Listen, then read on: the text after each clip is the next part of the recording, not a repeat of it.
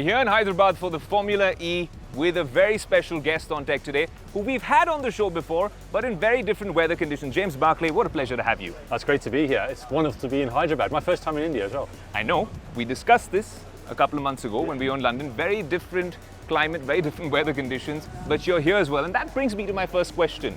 The last time we met, we were talking about, taking race car tech to road cars, right? Now that you've actually visited India and experienced the weather here, what kind of learnings do you think would be there in terms of really taking that tech and bringing it to the road and these roads, might I say? Yeah, honestly, there's a huge amount. It's something we're always working on. It's this race to road tech transfer. And last time we met, I talked about how we were transferring lots of technology, things like our silicon carbide and our modules of our car. When we come racing though, we're here to obviously compete and win, but every time we come to a new circuit, you can learn more about the technology because the different challenges it gives us. And the obvious one here is this temperature. We expect a 35 degrees ambient temperature, which is on the higher level. And I always say with racing electric cars, it's a bit like using your mobile phone, right? You're charging it, you're using it, lots of applications open, and eventually what happens is the phone gets very hot sometimes and shuts down, right? That's true. We can't do that with a racing car. So on track, our job is to go as fast as we can, but operate in the correct thermal window of the car as well. So that's one of the challenges we'll deal with. The better we engineer the car and how we run the car, the more we can push that limit though. So that's part of our challenge to be successful on track for this weekend. Spot on, James, and we wish you the best in these, torrid weather conditions. But another thing I want to ask you is the way Formula E has been shaping up this season. Porsche seems to be the team to beat. It really could be anyone's championship the way everyone's been playing. What about your experience with Jaguar DCS? Is this the season? Is this the race where everything turns around for you guys? Well, that's definitely our plan. And what we have seen in the first three races is that inherently we have a very competitive package. The Jaguar I-Type 6 is very fast, both with our factory team but also our customer team. We've had more cars in the top 10 than any other manufacturer in the first three races. So, in summary, we have a good package. If I look how competitive Sam was, first podium of the season in the races in Saudi Arabia, he was coming through the pack incredibly well. The late safety car in the second race really kind of hindered potentially our progress to fight for second or maybe even the win in India. So long story short, we feel we have a really competitive package. The goal this weekend is to continue scoring points. That's key to try and win a championship. And of course, if that means we're on the top step of the podium, that's the goal. And that's what definitely both drivers, Mitch and Sam, are aiming for, and what we as a team are really prepared for coming into this weekend. And Jaguar TCS, Mahindra, both teams with a very strong India connection. You're here in Hyderabad, a sort of a homecoming, isn't it? Absolutely. Ever since Hyderabad was announced, we were incredibly excited. We're a proud part of the Tata family, and this is a home race for us. It's how we feel. And with TCS as our title sponsor, we have lots of good reason why this is such an important race for us. So it's lovely. We have Hyderabad and we have London. We can have both home races. We'll have a lot of local support here.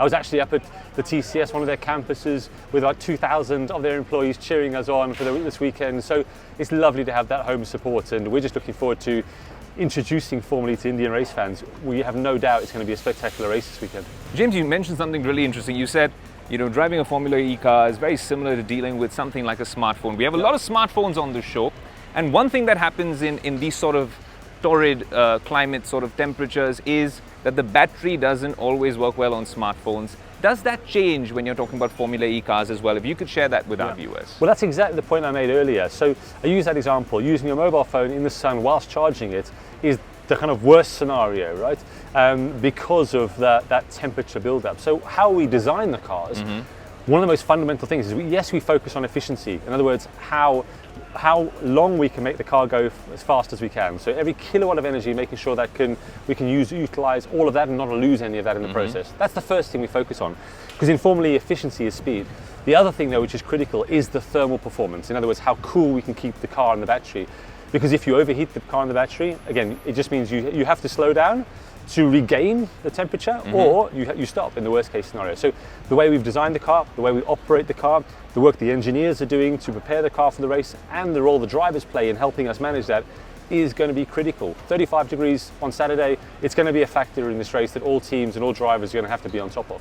Absolutely, but one factor which seems like a tactical advantage for you is the technical know-how that comes from TCS here in India. How does that play out, James? And specifically about the India leg of this, what are those tweaks? Like you mentioned battery as well.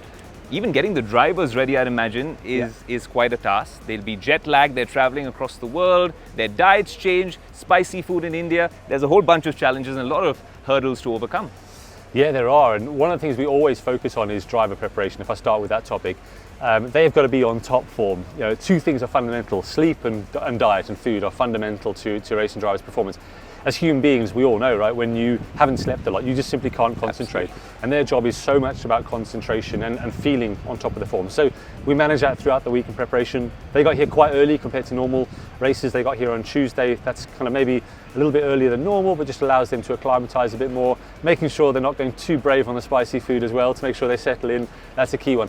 But honestly speaking, then, when it comes to the preparation side of it, you know, we're really proud to have TCS as our title partner. They have a huge capability, and one of the things which is fundamental in a city centre race championship like Formula E is we can't practice on this track. This track literally is still being built around us, so there's no way to practice before we come here. So we have to practice on our simulator.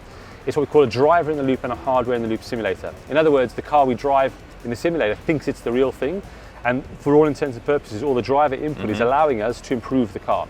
We call that a digital twin, right? So it's a digital copy of the real car. Every setting we change should replicate how the car will behave on this circuit. That's an ever-improving process, though. The more you do, the better accuracy you get.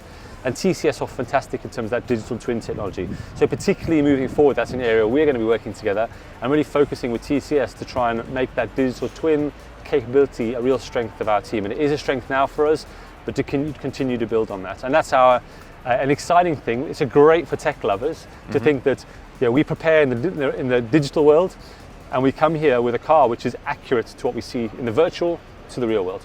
James, all I can say is I'm glad that this interview is happening in the real world at the Formula E in Hyderabad. We wish you the best, and maybe at the end of this we'll celebrate with a nice spicy biryani here in Hyderabad. I very much hope so.